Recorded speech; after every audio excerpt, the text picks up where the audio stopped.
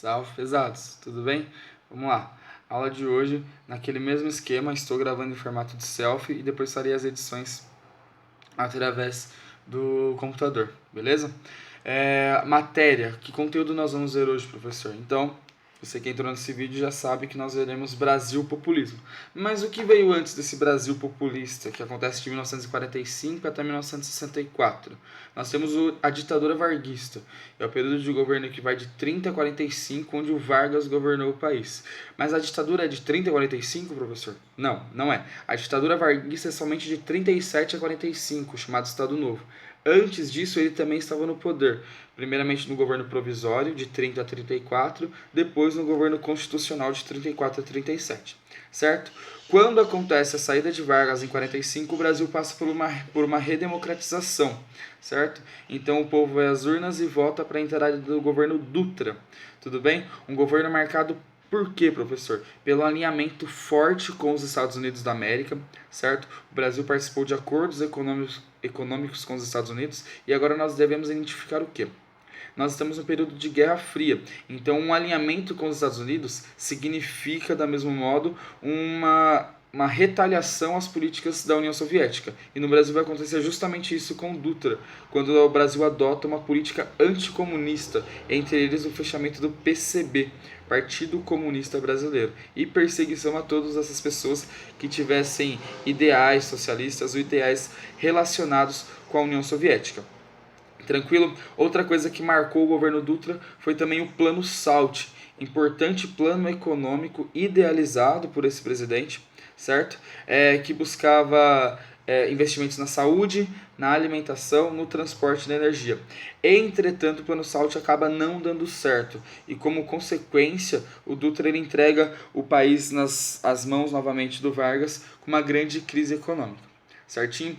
Quando Vargas assume, mas professor Vargas estava até agora na presidência, ele vai assumir de novo? Sim, a mesma população que votou para a saída do Vargas vai voltar pela sua volta. Votar pela sua volta. O que acontece diante disso? É o cara que estava no auge, levou o Brasil para um crescimento muito exponencial durante seus 15 anos de governo, saiu por conta do seu autoritarismo, em boa medida, e agora retorna porque o povo enxerga nele o salvador da pátria, uma figura realmente messiânica, de Messias, de Salvador, certo? Ele volta com alguns ideais nacionalistas, procurando um desenvolvimento nacionalista, sem tanta ligação assim com os Estados Unidos, certo? Diante disso, ele vai fazer duas construções importantíssimas. A Petrobras, ou seja, com a campanha do petróleo é nosso, o Brasil cria então a Petrobras. Outra coisa que ele vai criar também é a Eletrobras, a hidrelétrica de Paulo Afonso I. Tudo bem? Eu tô dando uma olhadinha aqui que às vezes a gente precisa de alguns rascunhos também, certinho? Outra coisa que vai ser desenvolvida no governo Vargas vai ser o BNDE, Banco Nacional de Desenvolvimento Econômico. E o objetivo disso tudo era o quê? Trazer coisas para o Estado brasileiro, coisas que pertencessem ao Estado brasileiro, não somente empresas privadas e principalmente empresas privadas que fossem de outros países, certo? O Brasil, dentro desse contexto, também está vivendo uma grande crise econômica. E o Vargas, para tentar ajudar os trabalhadores, ele, com o auxílio do seu ministro, no caso era João Goulart, ele dá um aumento de 100% do salário mínimo a esses trabalhadores. Obviamente que a população vai aclamar ele, vai começar a aplaudi-lo por essa atitude. Só que os trabalhadores são uma coisa e os empresários são outra coisa totalmente diferente. A partir do momento que ele aumenta o salário mínimo em 100%, os empresários se sentem na obrigação, na verdade eles acabam sendo obrigados a aumentar o salário dos trabalhadores também, o que não era benéfico a esses empresários, o que provoca por si só um movimento da elite sendo contrária ao Getúlio Vargas e ao governo dele. Não só a elite, mas também como os militares, por conta de uma tal aliança que o Vargas tinha com os ideais socialistas. Beleza? Essa pressão ela vai aumentando até que Carlos Lacerda, um jornalista e membro da UDN, que era o Partido União Democrática Nacional, partido contrário ao Vargas, começam a pressionar. E o Vargas, naquela postura autoritária que ele já havia mostrado nos seus primeiros 15 anos de governo, ele é acusado de cometer um atentado buscando a morte do Carlos Lacerda. Esse atentado acabou não atingindo o Carlos Lacerda, ele ficou ferido, mas levemente ferido, e acaba matando o major da aeronáutica. A pressão sobre o Vargas é tão grande que ele prefere abdicar da presidência da República, renunciar, e não só renunciar, também como cometer um suicídio no dia 24 de agosto de 1954. Ele escreve uma carta e deixa no final da carta uma belíssima frase dizendo assim: saio da vida para entrar na história. Então, como um dos principais presidentes que o Brasil já teve, presidente responsável pela campanha do petróleo. Quando ele sai em 54, obviamente quem assume é o seu vice-presidente, Café Filho. E o Café Filho tem um governo mais de transição, então não tem muitos pontos importantes para falar sobre ele. Somente a crise sucessória. Quem iria assumir após Café Filho? Sendo que o próprio Café Filho, ele queria se manter na presidência.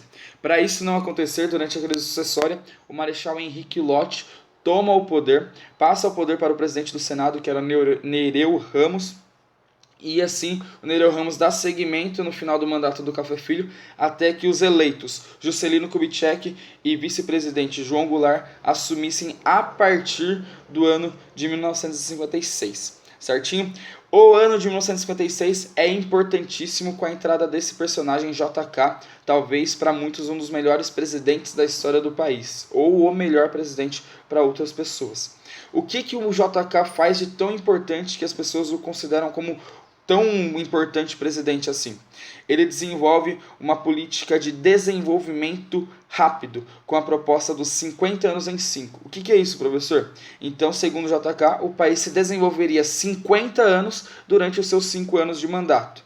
Esse desenvolvimento só seria possível através do plano de metas. Então é um plano para você investir em algumas áreas da economia, como alimentação, como transporte, energia, educação e indústrias de base. Tudo bem? Outro ponto importante desse plano de metas, e talvez a cereja do bolo no plano de metas do JK, era a criação de Brasília, por 2 motivos. Primeiro motivo era você tirar a população do litoral e levar essa população para o interior, certo? E outra para criar justamente uma cidade específica para a presidência da República, que é a cidade de Brasília. Uma cidade planejada arquitetonicamente pelo arquiteto brasileiro Oscar Niemeyer. Uma cidade belíssima que, se vocês verem fotos de satélite, ela tem um formato de um avião muito bonita mesmo, certo? Outra coisa desenvolvida pelo JK durante sua presidência, nessa ideia de desenvolvimento, de industrialização, é a criação de várias rodovias. No Brasil, até então, utilizava-se muitas ferrovias, certo? Só que com a campanha do Petróleo é Nosso, era necessário o quê? Criar rodovias para que gerasse a necessidade de utilizar a gasolina como combustível, certo? Já que o Brasil se tornou produtor de petróleo. Tudo bem? O que acontece? Eu crio várias rodovias, as pessoas começam a consumir carros e ele expande isso, ele começa a trazer empresas alemãs, por exemplo a Volkswagen, tudo bem? Essas empresas vêm para o Brasil, começam a utilizar a mão de obra brasileira para fabricar esses carros e a população começa a consumir esses carros. Consumindo os carros, é necessário combustível para eles. Então, fazendo com que a produção de petróleo no Brasil rotacione a economia e seja um grande exponencial para a economia do Brasil naquele momento.